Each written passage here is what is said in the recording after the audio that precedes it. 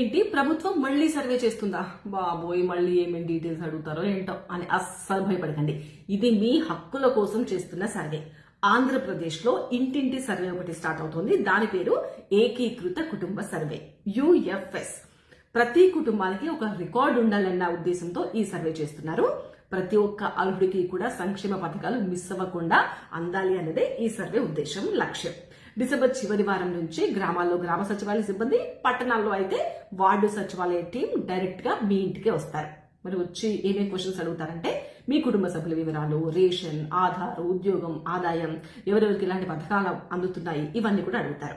ఇదంతా కూడా పేపర్లలో కాదు, మీ ఒక ప్రత్యేక మొబైల్ యాప్ లో ఫాస్ట్ గా, క్లియర్ గా, తప్పిదాలకు అవకాశం లేకుండా. మరి ఆధార్ సేఫేనా అని అంటారా? ఖచ్చితంగా సేఫ్. ఈ సర్వే కేవలం గుర్తింపు ధృవీకరణ మాత్రమే.